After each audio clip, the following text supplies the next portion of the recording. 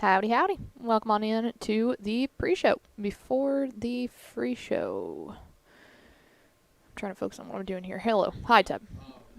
No. Oh, no. My pet's heads are falling off. You know. Like my computer. We're going. It's all terrible. Hello, everybody. Welcome on into the pre-show before the free show. And I want to start with this by saying that I went to bed at 9:30 last night. Oh, look at you. And it was awesome. Oh, man. Love it. You ever try look that? more rested. You ever try that? You ever just F around and be like, I'm going to go to bed now? And then I did. It's great. Awesome. Did you wake up at like 5:30 though, kind of like, dun? That's my problem. Hank made a noise on the monitor at like 3:30, but I woke up briefly and then went back to bed. Okay. It was great. Because, yeah, it depends. It's like I have to hit a sweet 9:30 might be a little too early, but like right around that 10:15, then I can usually sleep throughout the night. If I go anywhere before 10, I feel like I get a little too wired in the morning. This was awesome. This is great. Big fan of sleeping. And can I read you a bit of a news story? Yeah. This is a news story coming in today. Dateline. Okay. Usually that's my line. San Antonio. Okay, say Dateline. Dateline. San Antonio. Jalen Brunson had 31 points and 10 rebounds. Luka Doncic had 23 points and 12 rebounds. And the Dallas Mavericks rallied past the San Antonio Spurs 109-108 Wednesday night. Coming off a 125-110 loss to Miami on Tuesday, Dallas outscored San Antonio 28-25 in the final quarter to avoid its third loss in 4 games. Quote, "You can always use the excuse that you're tired," Brunson said. "It's back-to-back. You've got another game tomorrow or whenever. You've got to fight through it. Teams that can win games like this when it counts can win games when it counts past April." There you go. Do you have any reaction to that breaking news story? I don't think that's breaking news, and I don't think it's worth mentioning. I think it's a pretty bad story. I mean, you're disappointed, and you don't like the news. I'm a newsman. I'm functionally a newsman. That's what I do. I sit here and I report the news. And you're a news lady, and so you should want to hear the news. I don't like news lady. Is that from? Oh, you know where that's from? That's from Anchorman. Anchorman. I was like, it's Anchorman, not Anchor Lady. Yeah. Yes. So anyway, I didn't watch any of that game, but I did wake up to an alert on my phone because again, can't stress enough. Went to bed at 9:30. I watched the entire thing, including like literally the last 10 seconds of that game. I tweeted it. It probably lasted 800 minutes. Like that's not just a guesstimation. I'm almost sure that that's factually correct. Let me ask you that it lasted about 800 minutes. Let me ask you another question because we didn't do this yesterday because I had my college football playoff rant. Let me ask you a question. Yeah. What happened on The Bachelorette? Well, that just feels like a long time ago. They sent. The Mavs have beaten the Spurs since then. Oh my God. I can just walk out at any point. Go on with your Bachelorette recap. They sent the trouble starter home, which is good because this early on in the season, like in years past, typically they would let said trouble starter kind of stick around for a couple episodes. But they seem to have gotten better at kind of cutting out the bull poop before it gets to be too much of an issue. So yeah, that was refreshing to see. Let me ask you. Do you have a favorite right now? I do. Nate is my favorite. Nate? I'm a big fan of Nate. Okay. You're Team Nate? It's Nayte. Oh, God!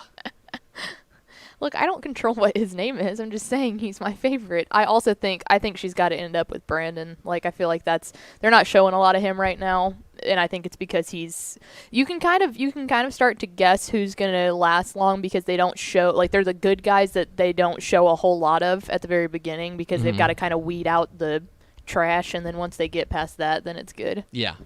So I think Brandon in for the long haul, but I also like Nate. Nate seems like a real one. Yeah. Okay. Okay. So then we should throw like a random Y in your name. G-R-Y-E-G. The Y silent. Typer. Yeah. Put a Y in between. Yeah, but that's not as fun. It would be way better if it was Greg and it's just like, oh, the Y silent. Greg. Like, I already have a Y in my name, so. That's true. I It's very can't. true. Yeah. Even though technically you could say the Y is kind of silent there too, because A-S-H-L-E, like Lee, Ashley. You could say the Y is silent. Or I guess, would it be It'll be Lay? Ashley. Ashley. That'd be good. You should do that. Ashley Pickle. You should drop the Y, and then on both ending E's, you should add like an asterisk? an accent mark. Yeah. That'd be good. That'd be good. Really good. What if I put like a random tilde at the end? Big fan of the tilde. That is, Like the tilde. if I were to rank my favorite grammatical symbols, the squiggle line is one of them. Yeah, that's the tilde. I am of course an M- abuser, as you know. Yes. You've received emails from me. Yes, I'm an M- abuser. I have morphed into that as well. Yeah. Is the tilde the squiggle line? Mm-hmm. Oh, okay. Yeah. Like that's like how in Spanish. Here's a Spanish lesson for you. Like, "inye" is with the tilde. So got it. It kind of adds that "ye" to And it. then top three, got to be the ampersand. I'm a big fan of the. That's the two dots, right? No, the ampersand is the and symbol. Oh. It's an ampersand. That's you're thinking of an umlaut. Yes, An I like umlaut. that. Objectively, umlaut is a fantastic word Umlaut's too. a fun word to say. Yeah, too. umlaut. It's two dots over something that you really have. We have no idea what the pronunciation. I don't speak German, So but the U, if it's a U with an umlaut over it, then it's pronounced like a U, like you. So it's like U, okay. Thomas. There's a really famous Instead of German like soccer player. oo. It's M-U-L-L-E-R, but there's an umlaut over the end, so it's Mueller. Okay, so instead Thomas of Mueller. because usually U is oo, Yes. so that makes it actual This would be U. you. Yeah, make that you. Anyway, that's today's grammatical and bachelorette recap. Hit the theme expo. Pickle. Hit the arrow sign.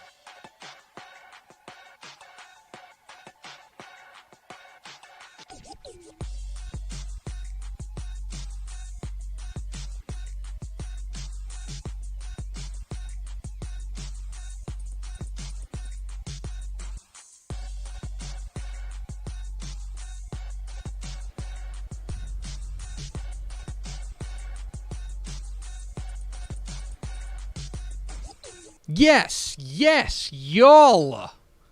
From the Dave Campbell's Texas Football Mothership here in beautiful Louisville, Texas, it is Texas Football Today, a show online. My name is Greg Tepper. I'm the managing editor of Dave Campbell's Texas Football, a magazine, TexasFootball.com, a corresponding website. Thank you for spending part of your day with us, whether you're watching us live on TexasFootball.com, Facebook, YouTube, or Twitch, or you're listening to us on the podcast, which you can subscribe to on the podcast vendor of your choice. Either way, thank you for doing your part to support your local mediocre internet show. I am sitting over there at the helm today, making us sound good. She is the Duchess of the Dorks. She is Ashley Pickle. Hello, Ashley Pickle. Howdy, team. Were you talking to just me, or? No.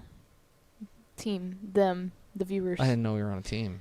Yeah, I mean, thought we were producers and they were consumers. That's true, but they're here every day, so I feel like some of these people are part of the team a little bit. I read their comments every day, so I feel like I interact with them a lot to make them more like team members. I got a comment this morning. This is teasing ahead. Do you know what I screwed up in the Picks video? Did you get this? No. No, you didn't? The only thing I saw screwed up was the graphic, and we changed that. No. This is worse, and there's nothing you can do about it. I called Magnolia West the Bulldogs. Oh, no. They're the Mustangs. Yeah, I don't know why. Well, because Magnolia's the Bulldogs, right? Magnolia's the Bulldogs. I'm sure that's why. Yeah. And actually, I think I'm not trying to make excuses. This is on me. I need to know that.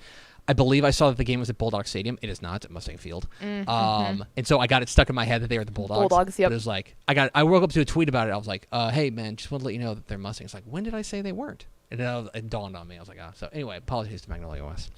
Today is Thursday, November 4th, 2021. 21 days till Thanksgiving. 3 weeks from today. Let's go.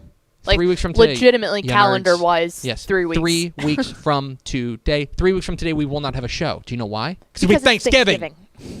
But the day before, we'll have our Thanksgiving Spectacular. I was going to say, we got to come up with something. Don't worry. I got 6 hours in the car to think about it. If you don't come back with the Thanksgiving Spectacular tomorrow, I'm going to be real disappointed I know in the way that you spent your time. Oh, yeah. No, exactly. Happy birthday to Matthew McConaughey. It's the future governor of the state, apparently. Episode 1275. On today's show, friends, big beefy show. We got the Buck Groove Guide. We're going to tell you what how to spend the whole weekend on your couch streaming football across the state of Texas. We'll have that. Then we'll be joined by the head coach of the Somerville Jaguars. Let's go. I don't think we've ever had a team whose mascot is the Jaguars on the team on the show. Because there's only one, and I don't think we've ever had Somerville on the show. But Cal Neatherlin will join us. They have clinched their third playoff spot in program since 1991, and they got a big showdown this week with Granger. We will talk with Cal Neatherlin of Somerville coming up here. Then back out the show, got the picks, my high school football predictions for week 11, the Texas high school football season. And finally, we'll round it all out with some college football burning questions, our preview of the week that is ahead in college football. Do we have first four through the door? Yeah, we're going to do 2 on Facebook and 2 on YouTube as we kind of decent. start to migrate a little bit. First off, Coach Terry Crawford. 9-0 Abbott Panthers, big game tonight against Versus Penelope. Penelope. That game got moved. 7 o'clock. If you're an Abbott fan, the game is not tomorrow night. It is tonight, 7 o'clock, against those mighty Wolverines of Penelope. That's actually what his hello was, so there's that. Rob Hadaway, and then we're going to matriculate over to YouTube here. Tony Blaylock and Aaron Arbuckle, welcome in. The more things fellas. change. The more things change, the more they stay the same, though. Yeah. All right, Pickle. Let's start with a little bit of a viewing guide. But groove guide. So it's week 11 of the 2021 Texas high school football season. It's week 10 of the Texas college football season. Actually, technically, it's week 11 because, remember, you don't count week 0. I know. Anyway. So that's more numbers than we know what to do with. And honestly, so here's the thing. It's getting a little chilly outside. Would you agree with that? Oh, it's getting a little chilly outside. Yeah, I'm not a fan. Weather's supposed to be kind of gross this weekend. Yeah. So I need you to stay safe. Yes. And the best way you can stay safe is on your couch. Sitting on your couch. This is crock pot season. Oh, yeah. Fire up that crock pot, open up the windows just a tad, and sit and make your butt groove. And get that little stew, and we're going to tell you what to put in that football stew. Ah, yes. How you're going to work on your butt groove. You're going to sit on your couch all weekend. Football chili. We're going to tell you what to watch this weekend, especially tonight. Thursday! Dateline. 6 o'clock. A actually extremely important game going down at Legacy in Katy as Angleton takes on Katy Pato. Pato, of course, took their first loss of the year. They can finish in that 3-way tie. If they lose this game, I believe they could fall. Ooh, let me make sure I'm not putting my foot in my mouth here. Yeah, because they lost last week. Now, there's going to be a tiebreaker involved here because Manville beat Pato, Pato beat, Manville beat Pato, Pato beat Hightower, Hightower beat Manville. But depending, if they lose this game and they drop to, it could be absolute chaos. But they could drop as far as 4th place if they lose this game tonight. To Angleton, who certainly has stomach for the fight. So keep an eye on that one. That's Pato and Manville, or Pato going up against Angleton tonight. Elsewhere, 7 o'clock, Atascocita plays Westbrook. I want you to keep an eye on that game as well. Tomball Memorial and Klein Oak is an important game. Pearland and Pearland Dawson, they're at the Rig. You know what's funny? They call it the Rig whenever Pearland plays there, and they call it the Nest whenever Dawson plays there. I love that. Yep. I suppose there is one more game, though. There is an Austin area game, if you will. Yes. At the Field in Pflugerville, as Pflugerville Weiss host Georgetown. And who's going to be on the call for that one? I don't remember. Do you have a graphic that tells us? I do. Oh, man, I don't have it in the... No. I gave it to Will to tweet out so the masses could know. Okay, I'm going to give you the headline, and then I'm going to give you the sub-headline, okay? The headline. Craig Way. Craig Way's on the call. The Hall of Famer. For Georgetown and Pflugerville Weiss. Really important game, by the way, in that district. Kind of sorting things out. Pflugerville Weiss can clinch their first outright. They've already clinched a share. They can clinch an outright district championship with a win. Georgetown fighting for seeding, hoping to climb up in the rankings. Big-time matchup there at the field. That's the headline. The reason you know so much about Weiss and Georgetown. Subhead, much smaller font. Much smaller font. I'm going to be on color. It'll be me. I'll be doing That's so exciting. I was on the radio with Craig earlier today, and I told him, I was like, you and I have worked together, partner, for years and years and years and years and years, and the one thing we've never done together is call a game. I was fixing to say, this is cool for you, too, because, not everyone gets to say they get to call a game with the Hall of Famer. Oh. That's really freaking and cool for here's you. the thing. I feel the pressure. Okay, because I'm not comparing myself to every color commentator in the world. I think on a grand scale, I think I'm fine as a color commentator. I think I'm okay. What I'm comparing myself to is all the color commentators that Craig Way works with, which is like Roger Wallace, who's excellent, right? Which is like Shea Walker, who's excellent, which is like Gary Reasons, who's excellent, right? All these guys that he calls games with, and then this slappy. Like, I don't know. That's the comparison here. And so a little bit of pressure on me, but make sure you tune in. Texan Live tonight, it's 7 o'clock. Excited. Georgetown and Weiss. Excited. And our buddy, we're going to try to shout him out a few times during the broadcast too, but our buddy Dre Matula is going to be helping us out with the production. Yeah, shout out to Dre and to Coach Raymond, the AD at Pflugerville ISD, because I literally called him and was like, hey, you got room for a Hall of Famer and Pepper? Whatever Pepper guy is. No, Todd Raymond's a real one. So anyway, that's Georgetown and Weiss tonight. Friday! Dateline! We do have one on TexanLive.com. We do have one game. It has essentially no ramifications, I believe. Technically, it has some. Katie's playing Katie Morton Ranch. Katie can lock up an undefeated season. They can finish the regular season undefeated. They can grab an outright district championship. Blah blah blah blah blah. This and that. Yada yada. They can do that. Morton Ranch, if they can spring the upset, which feels a little unlikely, but if they can spring the upset, then they could get into the playoff mix and really make some things uncomfortable for people. But they would need to beat Katie tonight in order to have any sort of chance of getting into the mix. So that is something certainly to keep an eye on. Actually, no, I don't believe they can. So ignore everything I said. Tiebreakers are just disappointing. Anyway, Katie Morton Rance is on there. Your mileage can vary. This is a preview of a high school scoreboard and Football Friday tomorrow. I'm telling you guys. You go into a long thing and then go, oh, there's a tiebreaker. Okay. Never mind. 7 o'clock. Moving to 7 o'clock. There's a couple of games I want you to watch. In that same district, Cinco and Seven Lakes play. And this does decide something. This does have implications. This does have ramifications. Even though they are going to different brackets, this could get into really wacky territory. This is two teams that are making the playoffs almost certainly in Seven Lakes and Cinco Ranch. Keep an eye on that one. This is if you're looking for a playoff game to watch tonight. A playoff game to watch tonight. Tomball and Klein are at 7 o'clock. Tomorrow. Tomorrow. I'm sorry. Tomorrow's Friday. Yeah, sorry. I'm thrown off. 7 o'clock tomorrow. Klein and Tomball. That is a win and in, lose and out game. That is a playoff game. So you can watch that game. Elsewhere, I want you to watch Barbers Hill and Texas City. That game is a pretty remarkable, really interesting game there. Texas City, Barbers Hill is better than their record indicates, and Texas City took their first loss recently. So how did they bounce back from that? Also at 7 o'clock, Huffman-Hargrave and Livingston. That is a huge game with massive playoff ramifications. Huffman-Hargrave, that is, I believe, that's a seeding game. Or Livingston, I believe, can sneak into the playoffs if they are able to get that win. So huge game there. 7:30. Okay, look. We do have Lake Travis and Westlake. You can watch Lake Travis and Westlake on Texan Live. It's a massive game. They haven't met in 2 years. They're itching to get together. It's going to be fun. That game is at 7:30. I'll wave to the camera. Yeah, you'll be there. I'll be there. Another game with massive implications. Tyler Chapel Hill and Henderson. That game is huge. Henderson, I believe, Chapel Hill, I know, can miss the playoffs if they don't win this game. So there's a lot on the line in this one. Which at the beginning of the year we wouldn't have thought that. I mean, they were number 5 in the state at one point, and they have it's really just kind of felt they've struggled recently down the stretch.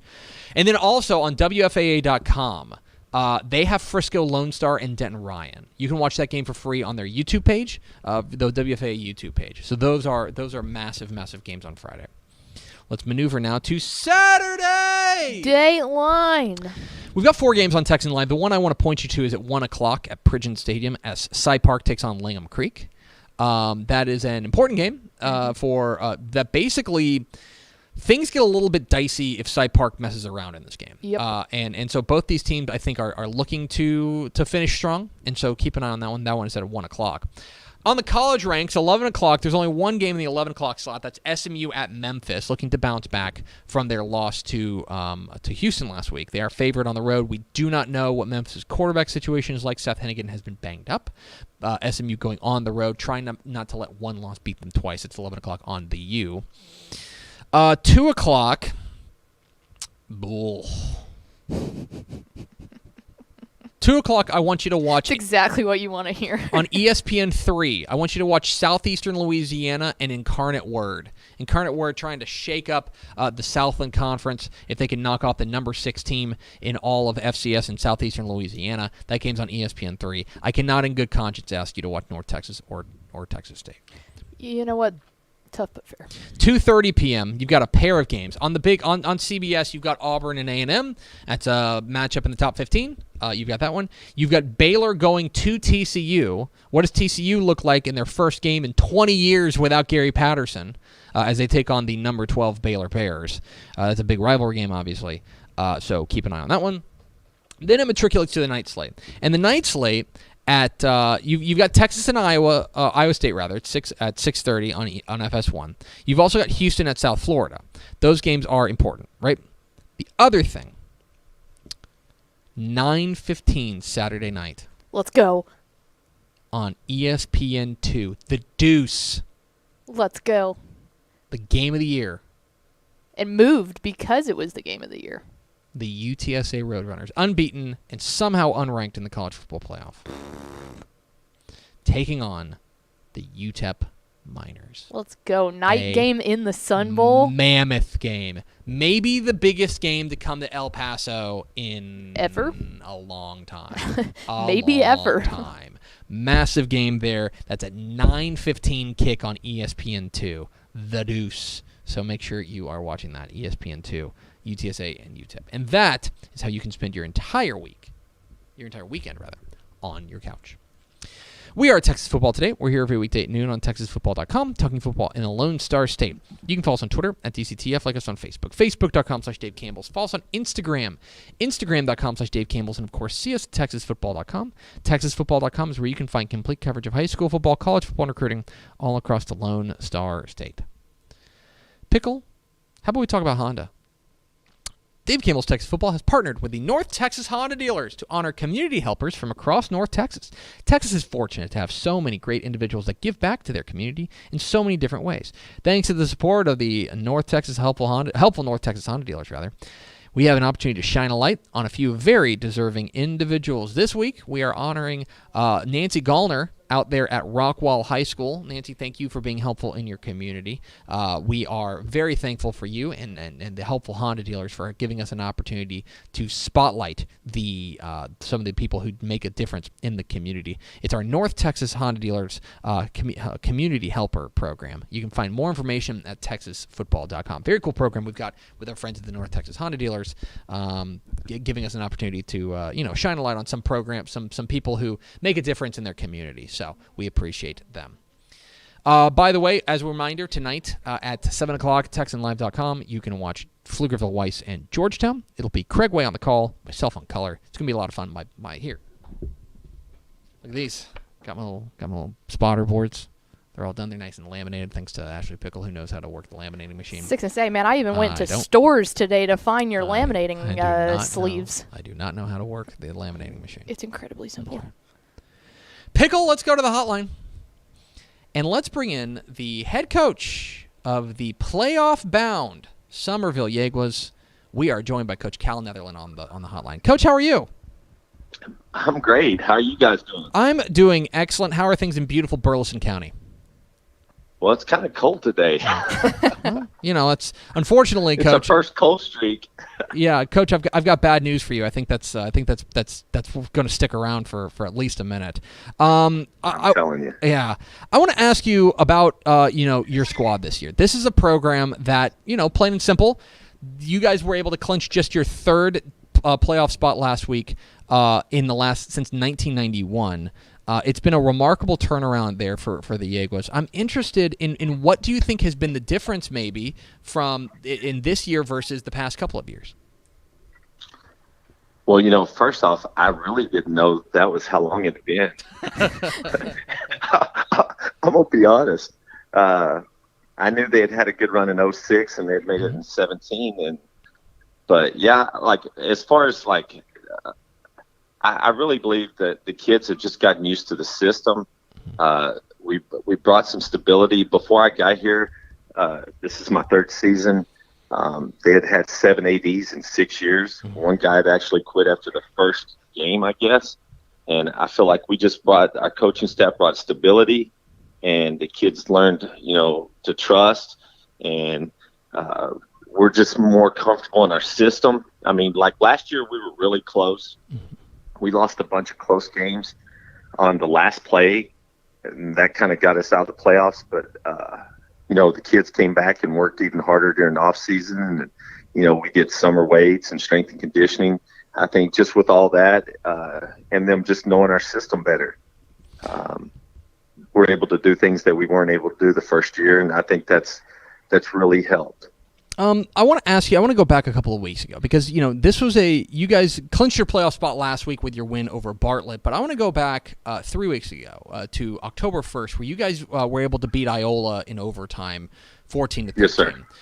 It strikes me that may have been the turning point. That may have been the moment for the Yegos this year. Am I correct in saying that was really the moment that it was all crescendoing to, and maybe obviously you got to go out there and beat Bartlett and things like that, but that was the moment that it kind of all came together. I'll tell you what, you can't even say it as well as you did. It was definitely a program defining moment for us. Because, like I said, last year we lost 3 games in a row in district that we lost like on the last play of the game. And this was the first time since I've been here that we won a game right at the end, like a close game. And I think it just gave our kids a lot of confidence, and it proved to them that they could do it. It was such a huge win for us when we stopped them on the 2-point conversion. You really, like you said, you couldn't have described a better moment for our team this year. A big reason we're talking with Cal Neatherlin of Somerville here on Texas Football Today. Get involved in the conversation, #TF Today. And I know it's a team effort, Coach, but I can't help but notice that a big reason why you guys are off to the start that you are is Johnny Legg, your quarterback, who does a little bit of everything for him. I watch a little bit of tape. This kid's pretty special. I can look at the numbers, and I can tell you he does good work out there, but as the guy who's calling the plays for him, as the guy who's seeing him every snap, what is it about Johnny Legg that sets him apart, that makes him special? Well, you hear a true dual threat quarterback all the time, but he truly is. I mean, he's leading rusher for us, and he's passed for more yards than I think they've done for a long time here. He's very accurate, has a good arm, and he's just one of our best athletes overall. And now he's in his 3rd year of our system, and he kind of knows what I'm thinking, and I know what he likes. And, it's just he's really stepped up in this role this year. He's really put in a lot of work, and I'm very proud of him. The other side of the ball, Coach, has been, a nice step forward as well. Your defense has taken a step. It seems like it's come up with big plays at the key moments. What has been the difference defensively for you guys, maybe this year versus past years? Well, not to take anything away from anybody, but this year we also got a new coach. I got a new DC. His name's Steve Puckett. He came out of Brenham and been with their program for a long time. And, he's just really come in, and he's done a wonderful job, him and just all my coaches in general. And then just the kids, like I said, I keep hitting this over and over, but, these kids are now 3 years in. I have a lot of 3 or 4 year starters, and it's just the confidence they have working with each other and the camaraderie, and it really shows on the field. Well, Coach, it's on to the next one, and the next one is about Granger. I want to ask you about them in a second, but first, you guys with a win could win you could win a share of your first district championship since 1983. That's crazy. Is that something that you guys talk about? Are you guys talking about that type of stuff, or is it just one foot in front of the other? We got one more game before we go into the playoffs. Well, I'm be honest, is we really spoke of making the playoffs. That was our goal this year. I mean, everybody wants to dream of a district championship, but our goal as a team was to make the playoffs. We wanted to be in, and we clinched that last week. Now, the way I'm trying to tell my kids, we're not downplaying it, but what we're doing is like we're treating this like a practice playoff game. And we're telling them, like, Granger has all the pressure. They're supposed to beat us. We're just going to go out there and give them our best shot and, see what happens. So that's the way we've been, like, building it up this week. It's going to go down there in Somerville this Friday night, and you're taking on this Granger team that is unbeaten. They do have a loss on the field to Burton, who had to forfeit some games, but they're at Yeagua's Field. You're going to welcome in Granger. Don't want to ask you to give away your game plan, but what are you up against on Friday night against the Lions? Well, Granger's really well coached. They're very disciplined, and they also have a quarterback that is really good. I mean, their quarterback, by coincidence, his name is Johnny as well, and my quarterback and their quarterback look almost the same. They're both accurate. I mean, you could almost switch them and you'd have the same kid. They both start at safety. But the one thing I really know about Granger is they're going to play hard, and they're resilient, and they're tough. And it's going to take a really good 4 quarters of us getting after them to come home with the W. It's Cal Neatherlin, the head coach of the Somerville Yeaguas, joining us here on Texas Football Today. Coach, you guys do take on Granger on Friday. I'm actually, we got one more question. We don't do this very often, but we actually have we have a. Is this right, Pickle? Do we have somebody calling into the hotline? I think we have another caller coming. Let me patch her in right there. Sports caller, can you introduce yourself? Hi, I'm Jenny Neatherlin. Okay, and Jenny Neatherlin, who are you? I am the superintendent of Granger ISD and the sister of Cal Neatherlin. Well, isn't this interesting? How crazy is that? Oh, my gosh. So, Miss Neatherlin. I have to hear her enough. Miss Neatherlin, do you have a question for our guest here, Coach Cal Neatherlin over at Somerville? I just want to know, Cal, how's it going to feel when you get beat by the Granger Lions and your little sister on Friday night? I don't even know what to say there. I'm not even going to talk trash. Oh, wow. That's bold. Oh, my okay. God. Now I have to know. So who is older? Oh, he is, definitely. He is definitely. All right. He is 7 years older. I definitely am. I'm definitely older. Okay. So I guess my question is, do you think this will come up at the dinner table at Thanksgiving?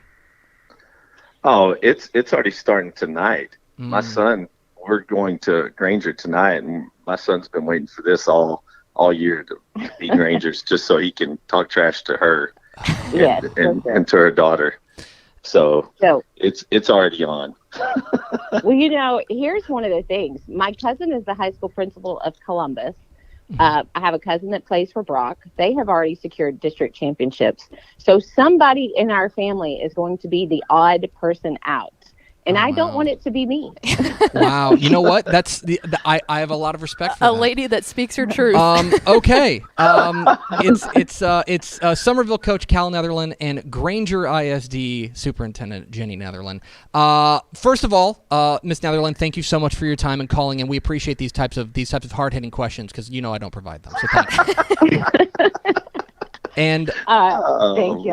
And Coach, I can't say good luck because she's still on the phone line, but congratulations on a fantastic year so far. I'm very excited to see what happens on Friday night, but we certainly appreciate your time, and again, congratulations on such a remarkable season so far. Well, thank you very much, and I really appreciate you calling and letting us talk about our Somerville Yeaguas. We are excited to see what they do. Thank you very much, Coach. Yes, sir. All right, thanks. Bye-bye. There they go. Somerville coach Cal Neatherlin and Granger ISD superintendent Jenny Neatherlin. You could tell right then and there that the sibling thing just completely, he goes, I talked to her enough. Yes. I don't know. It's amazing how those things work out, right? Oh, We were yeah. able to- that she happened to call in at that time. Yeah, who would have thought? Who would have thought? That was great. I'm glad we were able to catch Coach Neatherlin by surprise. It really truly is. Guys, I cannot stress this enough, and I don't like mentioning this kind of stuff on the air whenever the coach is on, but like this has been a program at Somerville that has been down. Okay, they have not had a winning season since 2009. Right? I mean, Coach Neatherlin came in. He was an assistant at San Antonio Southwest. He came in and took over this program, and he's really given them a jolt of life. And this program is trending in such a positive direction, thanks in large part to his leadership and what they've been able to do. There will be some trash talking, I'm sure, between. Thanksgiving is going to be a lot of fun. Thanksgiving's gonna be a lot of fun. But the Jaguars are a story worth celebrating, and I'm really glad we got to give them the opportunity to talk about them because they have been a program that we haven't. I mean, plain and simple, we haven't really had a great reason to talk about them. But they are on the rise as a program that's doing things the right way, and they've got a big game tomorrow night at Jaguars Field with a little bit of extra spice. District title on the line. It's going to be a lot of fun. We appreciate Cal Netherland. That was fun. And Jenny Netherland for joining us. We're Texas Football Today. We're here every weekday at noon on TexasFootball.com, talking football in the Lone Star State. You can follow us on Twitter at DCTF, like us on Facebook, Facebook.com/Dave Campbell's. Follow us on Instagram, Instagram.com/Dave Campbell's. And, of course, see us at TexasFootball.com. TexasFootball.com is where you can find complete coverage of high school football, college football, and recruiting all across the Lone Star State. Pickle, we've got another thing to talk about, and that is our friends at Takis. As soon as I can tell you. Takis is the presenting sponsor of the Dave Campbell's Texas Football Sustainability Champions Award, spotlighting influential kids looking to pursue a career focused on the social, environmental, and economic well-being of our futures. Today's Spotlight Game of the Week features it features Rockwall High School, of course, having such a remarkable season, and their Sustainable Champion Award winner, Maddie Josephson. We're going to be honoring Maddie out there. They are taking on North Mesquite, who will be honoring Cam Tyler from North Mesquite there in that big-time District 10-6A showdown. Thank you very much to Takis for sponsoring the Dave Campbell's Texas Football Sustainability Champions Award. For more information, visit texasfootball.com. You want to talk about our friends in Midland, or do you want to do the predictions? Your call. Oh, we can go Midland. Let's go and talk about our friends in Midland. Okay. Because, Pickle, Dave Campbell's Texas Football and Visit Midland have partnered together. I don't even tell people in Midland about this. Have partnered together to spotlight some can't-miss Texas high school football matchups in the Midland area. This week's Visit Midland Spotlight Game of the Week feels like an understatement, like Spotlight Game of the Week. It's the game! It is the game. Midland Legacy welcoming in Odessa Permian. It's going on 7 o'clock tomorrow night at Grande Communications Stadium. If you're in Midland, you know this. If you're not in Midland, go to Midland for this game. I was going to say, if you're looking for an opportunity to get out west, oh my gosh, here it is. You can get one of the iconic rivalries in Texas high school football at Grande Communications Stadium. It's our Visit Midland Game of the Week. You can be sure to visit TexasFootball.com/Visit Midland to see our picks for the best places to eat, shop, and play out there in the beautiful, tall city. It's Midland Legacy. It's Odessa Permian. I don't have to talk you into it. Go out there to Grande Communications Stadium at 7 o'clock tomorrow night. It's our Visit Midland Spotlight Game of the Week. Pickle! Week 11 of the Texas high school football season is upon us. Massive games everywhere. Massive playoff implications. Here is the picks, my high school football predictions for Week 11 of the Texas high school football season here on Texas Football Today. It's the final week of the 2021 Texas high school football regular season, and there's still plenty that we've got to sort out. These are the picks.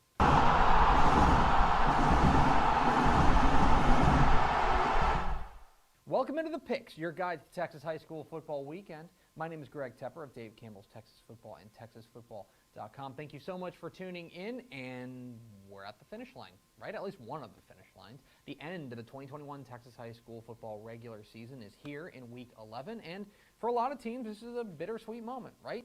This is the end. We're packing things up. We're putting away pads on Monday, and this is it. But for a number of teams, in fact, a lot of them, the playoffs start next week. But there's still a lot to decide between now and then, right? There's seeding on the line. There's district championships to decide. There's undefeated seasons to determine. And, by the way, there's history to be made. Week 11 is a very exciting time because you get to kind of open the present and take a look at the Texas high school football brackets, which will be up on TexasFootball.com/playoffs starting on Sunday night. So, yeah, we've got a lot of ground to cover between now and the Texas high school football playoffs, and we've got to do it in the span of 1 week, right? Let's get started. We start in Tomball. 7 o'clock Friday night at Tomball ISD Stadium. It's a critical 6A showdown between the Klein Bearcats and the Tomball Cougars. What are the keys to this matchup? Key number 1, Kale to the Chief. Came up with that one myself. Talk about Cale Helms, the quarterback for this Tomball team, and he is a dual-threat dynamo. Can do a little bit of everything. 21 touchdowns on the season total, and he is really the straw that stirs the drink. I really like running back Christian Womack as well, but make no mistake, I think that Tomball's game plan starts with Cale Helms, their quarterback. Now, Jalen Leday leads a very strong Klein defense, and they're going to be tasked with containing one of the more dynamic players in the greater Houston area. So, what happens when the dynamic dual-threat quarterback takes the field on Friday night? Key number 2, Bearcats' time of possession. So I think that the game plan here for Klein is pretty easy. It's what they've wanted to do all year long, which is go on long, sustained drives, control the time of possession, control the clock, control the pace of this game. And the running game is pretty darn good with Quentin Curtis and Miles Arterberry in the backfield. These two have combined for 1,400 yards rushing on the year. They're going up against the Tomball defense that, plain and simple, the past couple of weeks has been a bit susceptible to the run. They've given up 5.9 yards per carry their last 3 games. It's going to be up to Caven Tooley and this Tomball defense to tighten up and take away this running game for Klein. Now, this is a game that I don't think Klein wants to get into a shootout, right? They want to keep this score low, and the running game befits that. If they start chasing, they're in trouble. So, can Klein control the line of scrimmage and the time of possession? And key number 3, the stakes. So, you might be asking yourself, Tepper, Klein and Tomball? This is the game you really want to spotlight this week? I mean, we got Denton Ryan and Frisco Lone Star. We got Westlake and Lake Travis. We got these battles of unbeatens. Why are you talking about these two teams? That's because this is a playoff game. Plain and simple. This is win and in, lose and out. The winner of this game is 4th place in District 15 6A. They get into the playoffs. They are playing next week. The loser of this game is blowing up basketballs on Monday. Those are the stakes. The playoffs have started early for Klein and Tomball. This is a literal must-win situation. And with that comes pressure. With that comes a little bit of mental games. With that comes a little bit of high stakes. That's what we're up against here at Tomball ISD Stadium on Friday night. A true blue, bona fide, no frills attached playoff game. So, playoffs have come early. Who steps up to the plate? Who am I picking? I'm going with Tomball. The Cougars get the nod here on the strength of not only their dual-threat quarterback, Cale Helms, but also the running game with Christian Womack and a defense that I think can make enough plays. What I worry about in this game for Klein is that if they get behind, I'm not sure they are built to chase. And so for Tomball, I think it's incredibly important for them to start fast, get out to a lead, and make Klein sweat. Now, on the other side, if Klein is able to get a couple of stops, especially a couple of turnovers, and start playing from ahead and hold Tomball at arm's length, that is exactly where they want to play. I think this game is pretty much a coin flip, and with so much on the line, you never know how these teams are going to react. But for now, I'm going with the homestanding Cougars. Give me Tomball. 7:30 p.m. Friday night at Chaparral Stadium in Austin. It's the Battle of the Lakes, a state-ranked 6A rivalry matchup between the Westlake Chaparrals and the Lake Travis Cavaliers. And this is a game we were supposed to get twice last year, and we got 0 times. First regular season game was canceled due to COVID-19. The playoff game never materialized because Lake Travis got bounced in the first round. So these two teams are anxious to get on the field with one another. We haven't talked a ton about Lake Travis this season so far, but it has been steady as she goes, exactly as you would expect from this Cavaliers program. Quarterback Bo Edmondson has been great. I think Derek Johnson, their running back, has been a revelation. They have a great bevy of wide receivers, most notably the blue chip wide receiver in Caleb Burton and Isaac Norris as well. And the defense, been pretty solid, right? For Westlake, the name of the game here is defense. It is statistically the second best defense in all of Class 6A, led by Will Courtney. And the defense is what leads the way. Their defense has been absolutely impenetrable this season, which is kind of what we've come to expect from a defense coached by defensive coordinator Tony Salazar. The offense is a little bit interesting, only because we don't know if Cade Klubnik is going to play. The Clemson commit quarterback has been out with a non-throwing shoulder injury for the past couple of weeks. Todd Dodge has played a little bit close to the vest as to whether or not he's going to play on Friday night. If not, they'll turn to Christian Edgar, who has been solid, a guy that they have really had no problems getting the offense going, especially because they've got so many great weapons on the outside like Jaden Greathouse. Look, this game's super interesting, obviously, and a huge rivalry matchup. There's going to be a lot of emotions in this game. The one thing that is a little bit of a bummer is that there's not really anything on the line playoff-wise. Both these teams are in the playoff. They're going to the separate brackets. Westlake's going to the Division II bracket, Lake Travis to the Division I bracket. But make no mistake, this is a huge game in the Austin area. I think the Westlake defense is the difference here. Give me the Shaps. 7 o'clock Friday night at the Star in Frisco. It's a 5A Division I showdown between the Frisco Lone Star Rangers and the Denton Ryan Raiders. Let's talk for a minute about one of the most underappreciated stars in Texas high school football this season, and that is Ashton Jonty, the running back, wide receiver, do-it-all athlete for this Lone Star team. Dude's got 39 touchdowns on the season. Yeah, that's leading the nation. He's been unbelievable. And, of course, they've still got Garrett Rangel in his 150th year of eligibility there at Lone Star. And the defense has been very solid, as it usually is under Coach Jeff Rayburn.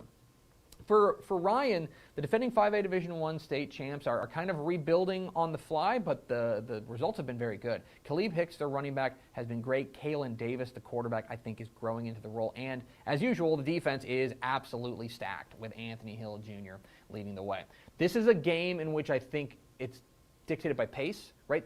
I think Ryan wants to win a slugfest. I think Lone Star is very happy getting into a shootout. And so who, especially on a fast track there in Frisco, has the edge as far as dictating the terms of engagement? Look, this game is pretty much a coin flip, and it's going to tell us a lot about how Region 2 of 5A Division I shakes out whenever the brackets come out on Sunday night at texasfootball.com/playoffs. For now, I got to give the nod to the defending champs. Give me Ryan. 7 o'clock Friday night at Bulldog Stadium in Magnolia. It's a 5A battle of unbeatens between the College Station Cougars and the Magnolia West Bulldogs. You know, Magnolia West, I think one of the quietest 9-0 teams in the state, but they've got a really nice 1-2 punch offensively with quarterback Brock Dalton and running back Hunter Bilbo. They've given opponents fits, and the defense does enough, right? That is what is really the hallmark of this Bulldogs team. I think that they complement each other really well. But they're going up against their biggest test of the year, and they're going up against one of the biggest tests in the state in College Station. This team has been, when we say dominant, this is what we mean by dominant. College Station has outscored their opponents 498-44 this season. That is rude.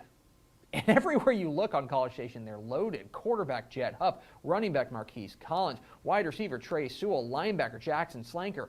This team looks the part of a state championship contender. They look outstanding. And at this point, I have to see somebody play College Station close before I'm willing to believe that somebody can actually beat the Cougars. So for now, I got to give the edge to College Station.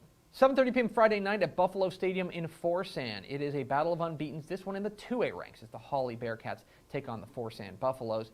For Hawley, as fun as it is to talk about quarterback Rody Hooper, I really like this kid. We have to talk about the defense because the defense has been the best in the state. And I'm not overcooking it when I say that. They have literally been the best defense in the state. They've given up 21 points in 9 games, okay? But let's zoom in even a little bit further, okay? So 21 points in 9 games.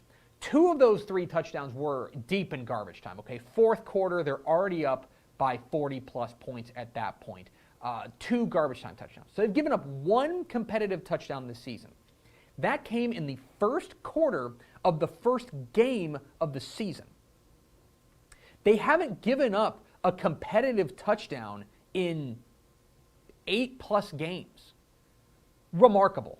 Remarkable what the Hawley defense is doing. And that is the challenge that faces this Forsan attack. They're going to keep the ball on the ground with Nate Hernandez and Major Stockton. The running game has got to be very good for Forsan. Look, we just got to find out if anybody can beat Hawley's defense. That's it. And then, by the way, you've also got to slow down Rudy Hooper, the quarterback for Hawley. Yeah, I'm going to go with Hawley in this one. They look like a team of destiny. They look like this defense is pretty much impenetrable. I like the Bearcats.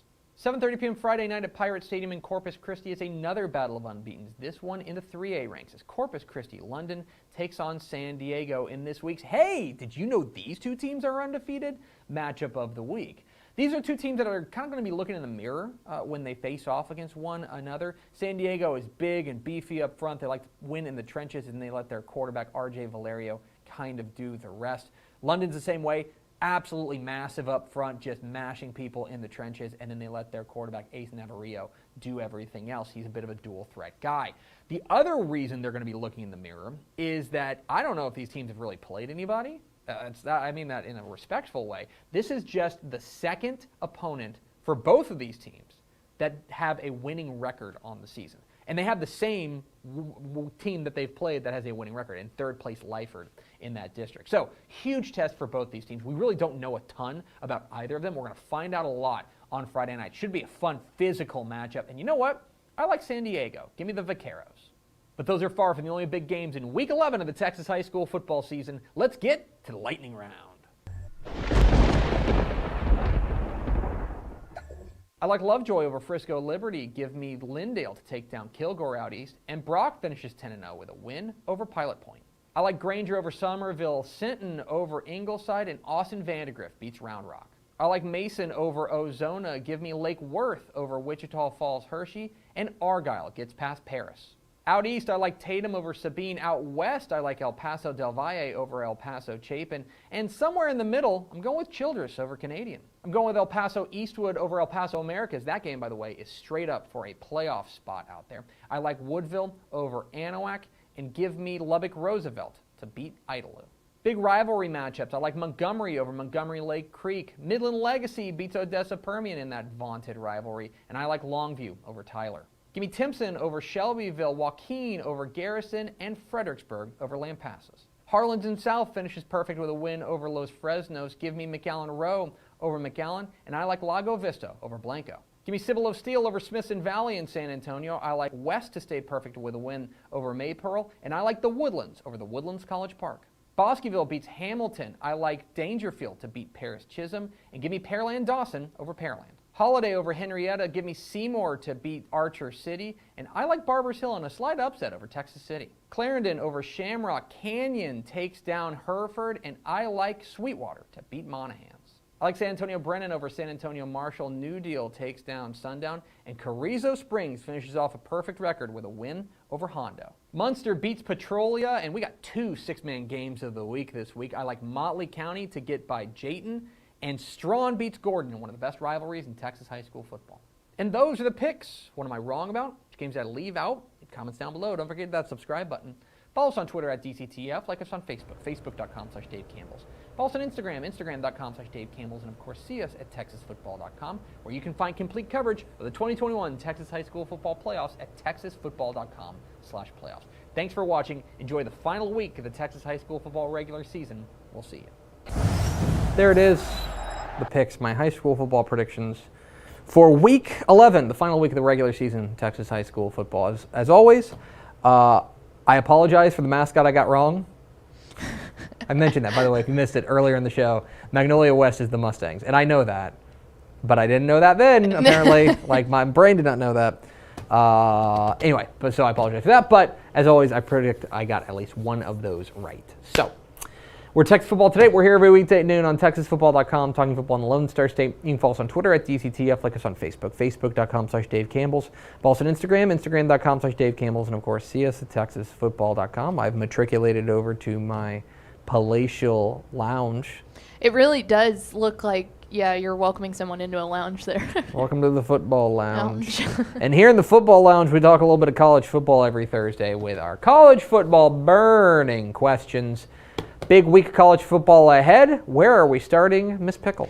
Up first, let's go with SMU at Memphis, 11 a.m. on Saturday. Is this a potential letdown game for SMU? Yeah, I think it absolutely is, and here's why.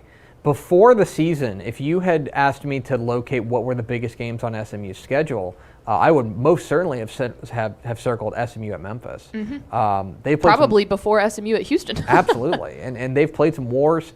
The Liberty Bowl has not been kind to SMU historically, and coming off of their first loss of the year, I think you always wonder how a team is going to react, right? How a team is going to bounce back. Now, I think SMU is the better team. Memphis has struggled, most especially Memphis has struggled defensively. Their offense has been up and down a little bit. We don't know what their quarterback situation is like. Seth Hennigan didn't play last week, and so we don't know if he's going to be starting this week. Their quarterback's a little bit in flux. SMU's the better team. On paper, SMU should win. This is a game between the ears, and that's why I think that the question of the letdown game is important, because I think in a vacuum, you would take SMU over Memphis. But going on the road after such a heartbreaking loss last week, I'll throw it out there. After not being ranked in the college football playoff rankings, I think that's a bummer. And so can they kind of bounce back and make sure they don't let one loss beat them twice? Well, and I think you've also got to worry about them. They can't be looking too far forward Yes. and marking this off as like, oh, you know what, we can beat Memphis, and then the hard Right. part starts. Like Exactly. you can't look forward. Exactly. This is an important game for SMU to bounce back. What's next, Pickle? Up next, let's go head over to Conference USA. North Texas taking on Southern Miss at 2 p.m. in Hattiesburg. Buy or sell, the North Texas defense has taken a step forward. They're actually favored by 5 on the road, which is astonishing. So last week, of course, the defense wasn't an abject failure. But I think that was more about what Rice didn't do than what North Texas did do. Absolutely. Wiley Green got hurt in that game. Not that he was everything, but he got hurt. The Rice offense has been pretty ho-hum all year long, and the North Texas defense was able to look probably as good as they've looked all year last week. I'm selling this. I don't buy it. I think that the defense still has major flaws, most notably in the linebacker core and in the secondary, and that's where I worry about this game. Now, Southern Miss is objectively, but Absolutely, they are but very bad. They're very, very bad, and so this would be the kind of thing, even on the road, for them to lose this game, and especially to get lit up by an offense that has been very, very mediocre, very pedestrian, that would signal to me a big, big problem. There's already big problems in North Texas. I think they're probably going to have a coaching change, but this is the kind of game that, one of the last ones on the schedule that you got to make sure you get. I was just going to say, you found a way to squeak it out against Rice. It's like, okay, do that again against Southern Miss, because the schedule doesn't get easier as it goes on here. Ugly as it may be, go out there and get a win over a bad Golden Eagles team. What's next, Pickle? Up next, let's head over to the Fun Belt. Louisiana Monroe at Texas State, 2 p.m. on Saturday. Is this Texas State's last best chance to win a game in 2021? So the easy answer is yes. They've still got to play Coastal Carolina, and they've still got to, which is not going to be fun, even though they've taken a loss. And they've still got to play Georgia Southern and Arkansas State. They're going to be underdogs in every one of those games, right? But I also think that this is an opportunity for them to get to right the ship, to feel good, especially coming home against a bad Louisiana Monroe team. This is a Louisiana Monroe team that is better than people thought they would be, but that is damning with faint praise. Right. They need to go out there and get a win in this one. This is, in my mind, this is the easiest game left on the schedule. Yeah. And so they need to make sure they go out there, especially at home, and get a victory. Look, we've already talked about how last week felt like rock bottom when they got absolutely blasted by Louisiana. Can you bounce back coming home against Monroe? That would be at least a step in the right direction. I don't have high expectations for Texas State. No. And this feels like it could be like the nail in the coffin if they were to lose this game. But this is certainly, as far as the question is concerned, this is definitely the last best chance to win a game. What's next? Up next, let's head to our small school game of the week. Number 6, Southeastern Louisiana at Incarnate Word, 2 p.m. again on Saturday. What is the key for UIW to spring an upset? So, I think you've just got to get some magic from your magic man, Cam Ward. He, of course, was the Jerry Rice Award winner last year for the Freshman of the Year in the FCS ranks, but he's going up against the guy who won the Walter Payton Award last year, in Cole Kelly, the quarterback for Southeastern Louisiana.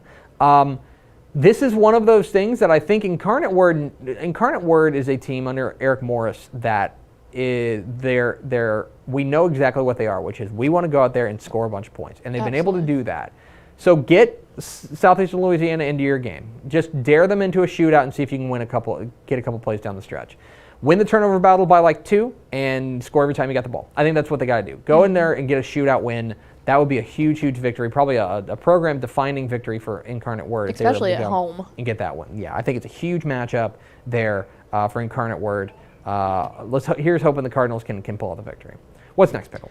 Up next, let's head on over to the Big 12. Number 12, Baylor, a 6.5-point favorite over TCU, 2:30 p.m. on Saturday. That one happening at the Carter. What is a reasonable expectation for TCU the rest of the season? And does 6.5 seem a little low to you? It does, and I think that the reason why is, first of all, I think Vegas still has some questions about Baylor. I don't necessarily have some questions about Baylor, but I think Vegas does. Yeah.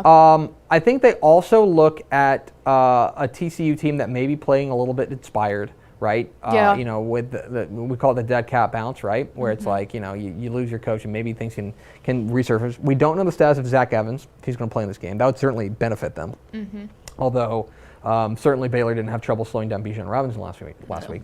6.5 does seem low. I'll tell you this: I think a reasonable expectation under Jerry Kill is just to, they've still got to get into Kansas. You got to win that game, right? And then you've got to be competitive. And then just be competitive. Be competitive. See if you can surprise somebody. You want to talk about a really nice bounce back. If they were able to knock off Baylor, that would certainly heal a lot of wounds, and you would feel really good about getting into a playoff situation. Getting into the playoffs.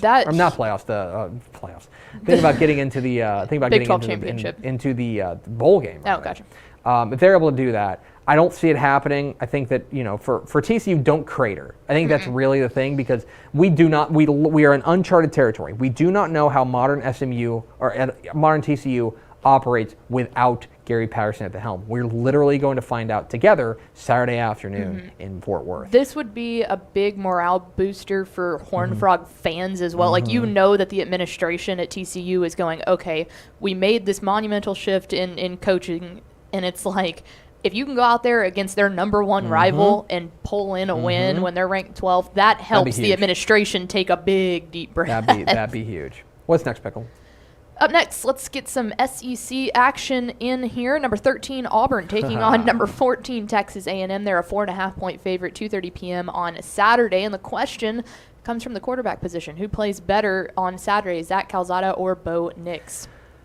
This is fascinating, because I think both of these quarterbacks are kind of famously super hot and cold. Yeah. Like, both these quarterbacks, when they play well, are amazing. Go look at what Zach Calzada did against Alabama. Go look at what Bo Nix has done over the course of his career at times there at Auburn. He has been electrifying. He's been like one of the best players in the SEC. But also, both these teams have had a history of, both these quarterbacks have had a history of inconsistency. And so, who is able to come out and have the better game on Saturday? I'm going to go with Calzada simply because he's at home. But at the same time, as I've kind of made clear, I have not been super impressed with him basically outside of the Alabama game. I think he played the greatest game he may ever play against the number one team in the nation. And since then, he's been kind of average, struggling a little bit. Bo Nix runs super hot and cold too. Yeah. And if A&M faces good Bo Nix, they can absolutely lose this game, and he can absolutely run roughshod over them. But if they face bad Bo Nix, they might shut him out. That's what's so interesting about this game is you have two high variance quarterbacks. It could be a banger or it could be a dud. It's right. Very if both of them show up, snap. If both of them show up, it could be incredible. If neither of them show up, it could be incredible. It's going to be 7-10. If one of them shows up, then it could be a blowout. Yeah. You know what I mean? So there's a lot of which ways this thing could go. 4.5 feels right. So what you're saying is, I don't know. I don't know, man. I'll go with Calzada simply because I'm a State of Texas homer. But this game feels way up in the air. I have almost no read on it. What's next, Pickle? Up next, back to Conference USA, we go Rice at Charlotte. They're a 6-point favorite, 2:30 p.m. on Saturday. And here we go, an over-under for you, 325.5 total yards for Rice. And yikes, does that seem, am I the only one who thinks that seems real rich? It's a little rich. I'm going to take the under in this one. Charlotte's defense is not amazing, but they're decent. And the problem I don't think Rice can just push enough. I think it's a problem with Rice on the road. I just don't know if they're going to be able to go out there. Now, admittedly, their best offensive output of the year, non-Texas Southern Division, is when they went to UAB. But Wiley Green played in that game. And we don't know the status of Wiley Green going forward. If they turn to Jake Constantine, he looked good against Texas Southern, but basically since then, he hasn't looked all that great. I'm going to go with the under in this one. I think part of the reason, and what we haven't really talked enough about is the fact that Rice has not been able to run the ball effectively, which has always been what Mike Bloomgren wants to do there. I'm going to take the under in this one. I think that Charlotte's able to hold them down. I think they're able to get a 2-touchdown win. That is a really good point. Like last year, you think they went on the road and beat number 25 Marshall, and then this year they go beat UAB. They've got this weird long road trip voodoo magic about it. It's a weird thing. What's next, Pickle? Up next, back to the Big 12. Texas at Iowa State, 6.5-point favorite there at home, 6:30 p.m. on Saturday. Texas, they're at a 4-4 record. Is this season already a failure for the Longhorns? No. And I don't know. There's been a lot of doom and gloom among Texas fans about the season, and I'm just like, it's a first-year head coach. For some reason, I just don't understand why every other first-year head coach gets the, it's a first-year head coach treatment, but the coach at Texas or most notably Steve Sarkisian doesn't. I think it's because they can't finish. Like you see the greatness in the first half, and then like where does it go? But let me ask you a question though. Isn't that indicative of a culture issue? Absolutely. I completely agree with that. And culture doesn't change overnight. I think they can absolutely still go 8-4. They've still the rest of their games are against Kansas. Is that right? Kansas. Who's the rest of their schedule? Pull their schedule. I know they've got Iowa State this week. This is a winnable game. But coming into the season, now Ames has not been super kind to them, but coming into the season, I would have marked this maybe as an instant loss. This is an Iowa State team that I think is struggling a little bit, especially that defense. People kind of figured out how to go around the Matt Campbell defense a little bit, and that's a little bit troubling, I think, if you're a Texas fan going in, or if you're an Iowa State fan. This is a winnable game for Texas to go on the road to Iowa State. And then the rest of your games are winnable. I mean, you've got at home against Kansas. Win. You have to win that. On the road against West Virginia. They always win that struggle a little bit there, but there's no reason. Texas is better than West Virginia. And then home against Kansas State, which there's their biggest blessing because they go to Kansas State, and it's just that's a house of horrors. Yeah. Yeah. 8-4 is really within reach, and I think if you were before the season, if you had said Texas is going to go 8-4, I would have been like, okay, yeah, that sounds about right. Sure. I think that maybe people overcooked expectations a little bit, and I understand it, like because it's Texas, but I don't know. I don't necessarily consider the season a failure. If they lose to Iowa State, let's have this conversation again. Yeah. But I would say that for now, we can't declare it a failure yet. I will say that much. What's next, Pickle? Up next, Houston, a 13-point favorite over South Florida on the road, 6:30 p.m. The Cougs offense ranks 71st in EPA play. Is that a concern? So EPA per play is kind of an advanced stat where basically they measure your expected points added per play, right? So how many, every play has if you're going from the 1 yard line, right, then your expected points added is going to be a little bit higher than if you're going from your own 1 yard line, right? So it takes into account all things as far as game situation, where you are on the field position, time, et cetera, and Houston's offense has been below average, right? They've been below average as far as that metric is concerned. It hasn't mattered because their defense has made big splash plays. You saw it almost rear its ugly head late in that game last week against SMU, where the offense came out hot and then it just kind of fizzled. It shouldn't matter this week against South Florida. South Florida's bad. This is not the South Florida team of 2014. This is a bad South Florida team. It shouldn't matter. But going forward, if they want to, and it honestly shouldn't matter the rest of the regular season. They're going to be big favorites in the rest of their games in the regular season. If they have the dreams of knocking off Cincinnati in the American Athletic Conference Championship game, they got to fix that. The offense is going to have to get into gear because their defense is not going to be enough to save them there. For now, short term, no, not a problem. Probably behooves them to figure it out before their big game, presumably against Cincinnati, presumably in the American Athletic Championship game. And finally, Pickle. Finally, the game of the year as the undefeated UTSA Roadrunners take on the UTEP Miners. 9:15 p.m. on Saturday on ESPN2. Make a play against the spread. It's set at 11. Roadrunners in favor over the Miners at home. Disrespectful to the Miners. Disrespectful to the home-standing Miners.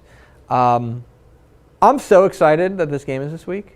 Oh, yeah. Who would have thought that UTSA and UTEP would be a massive game this year? It's so much fun. Mike Craven will be there. Yeah. UTEP is going to come out with a lot of you-know-what and vinegar in this game. They're going to come out hot, I feel like. And they're going to come out looking to make a statement. This is on this. They don't have a lot of games that are nationally televised like this. ESPN Plus doesn't count. That are nationally televised like this. I think this is a big opportunity for UTEP, and I think they know that. I also think that they are going to have to get something going offensively in any sort of meaningful way if they're going to get this win. And I'm not sure I see that against UTSA. I think UTSA is going to be able to run away from them and win this game. I think Frank Harris and Sincere McCormick have big games. I think Zachary Franklin has a big game. I'm going to take UTSA minus 11. I like UTSA by about 2 touchdowns in this one. First quarter could get interesting, especially if UTEP can come out here and just throw a big punch. But their defense is so reliant on being like in the plus territory in the turnover margin, and UTSA tends to take care of the football. I think that's a bad mix. I like UTSA minus 11. I think it's going to be a fun atmosphere. I hope there's a ton of people at the Sun Bowl, but I do like the Roadrunners minus 11. So there you go. That is our college football burning questions. Let's go over to Ashley Pickle for America's second favorite segment. Final thoughts. We did have a question earlier from Coach Terry Crawford, and he said, will DCTF have a playoff special next week, and if so, when and where? And buddy, do we have good news for you? Let's talk a little bit about our content plan, okay? So we are going to have brackets up. We're going to get our brackets up as quickly as possible. Guys, I want you to have the brackets. I'm not holding them back from you. We're working on them, but it takes time, and we have to wait until all the games are finished, too. And there are games that kick off at 7 o'clock on Saturday night. So we're not going to put out partial brackets. That's just not how it works. We got to give us time. Hopefully Saturday night, definitely Sunday afternoon, we'll have brackets up on texasfootball.com/playoffs. We're also going to have all the bi-district matchups and things like that. So we will have that texasfootball.com/playoffs. Go ahead and bookmark it. We're going to have our bracketology videos where I'm breaking down every bracket. We're going to work on those on Monday. They should be up Tuesday morning? Yep. Should be up Tuesday morning. As far as Texas Football Today is concerned, Monday's show is not your normal show. We won't have a guest. We won't have a Monday Morning Fallout. We won't have any of that stuff. We will unveil the rankings because we need to. It'll be the final rankings, too. It'll be the final rankings of the year. But we will have bracket breakdown. We're going through each of the playoff brackets and the UIL brackets from 1A up to 6A, breaking down every bracket region by region. We will have that for you on Monday. That is bracket breakdown day. We'll also have a big, beefy, over-the-top breakdown of the brackets on Tep and Step coming up on Monday evening as well. A lot of playoff breakdown coming up here on Sunday and Monday. TexasFootball.com/playoffs is your hub for everything. That it, Pickle? That's it. I got to get on the road. You do, yeah. I guess one more reminder there. Craig Way and Greg Tepper on the call for Georgetown and Pflugerville Weiss tonight. That's TexanLive.com at 7 o'clock p.m. Be a 7 o'clock kick. Good stuff. A lot of stuff. fun. Make sure you hang out with us. It's going to do it for us. Thanks for spending a little bit of your day with us. Follow us on Twitter at DCTF. Like us on Facebook, Facebook.com/Dave Campbells. Follow us on Instagram, Instagram.com/Dave Campbells. And, of course, see us at TexasFootball.com. Thanks again to Somerville coach Cal Neatherlin and Granger ISD Superintendent Jenny Neatherlin for being our guests. For Ashley Pickle, I'm Greg Tepper. Vince Young, please meet your Player of the Year trophy. We will see you tomorrow. No, we got a show tomorrow, right? Tomorrow. See you tomorrow on Texas Football Today.